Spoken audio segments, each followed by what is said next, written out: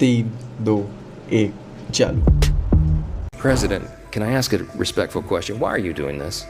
You know this resolution is going to fail again. Duty is ours, results are God's. And I love that so much. I was telling President Trump this story the other day in the Oval, and I said, "Sir, you know I don't have any tattoos, but if I did, I'd do that right there." "That's great, Mike, no tattoos." I know. That, he gives advice. He's told my sons 3 or 4 times, no alcohol, no drugs, no tattoos. It's a good start. Why did I digress. Okay, so God has not given us a spirit of fear, but of love and of sound mind. It is our duty today not to drive fear into the hearts of our neighbors. No, the opposite. We are to love them and to show them the truth in love. There's a way to win these battles and win hearts at the same time. And that is what we are called to do. So while I hate the philosophy, I love the people who are espousing it because they're misled, they're lost. And we're supposed to go right into the center of that without fear because we know who we serve.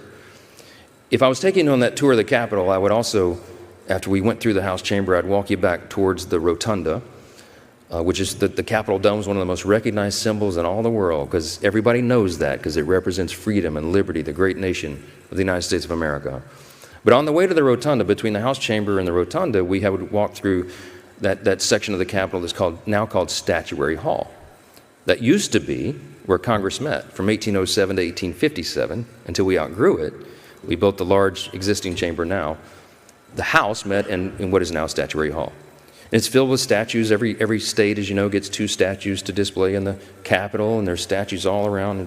Statuary Hall is a beautiful room. And I would walk you through, and we'd stop at a bronze plate that is on the floor. There are lots of bronze plates. Anyone who served in the House and later became president has one of those plates. So famous names on the floor. But I go to one in particular with the groups I'm walking through, and I stand there to tell them the following. This is the plate, as you see, of John Quincy Adams. I know I've got a bunch of historians in here, and you know John Quincy Adams, the son of John Adams and Abigail Adams. He was our 6th president. He's the only person in the history of America that ran for the House of Representatives for Congress after serving as president. Because who would do that, right? But he was on a mission. That's why he did it. John Quincy Adams had a deep, burning conviction in his heart that slavery was wrong and evil, and he wanted to eradicate it. So he ran for Congress from his home state of Massachusetts after serving as president, and he served 17 years in the House. He brought the resolution over and over and over to end slavery, but sadly America was not ready for it. They imposed a gag rule. You remember from history class? A gag rule to shut him up so nobody would talk about slavery again. They couldn't stop it. He had 2 nicknames. They called him the Hellhound of Slavery and Old Man Eloquent. He was very well read. He's a man of deep faith and conviction and a man of great principle. Served his country from the age of about 13 when he was an assistant to an ambassador overseas. But John Quincy Adams was serving here in the latter part of his life, serving in the House. And he stood where that brass plate is on the floor that I point out to my friends as I'm taking them through, and I say, this is where he did that great work. And he brought the resolution over and over and over to end slavery, and he failed over and over and over. Didn't have the votes. The country wasn't ready for it yet.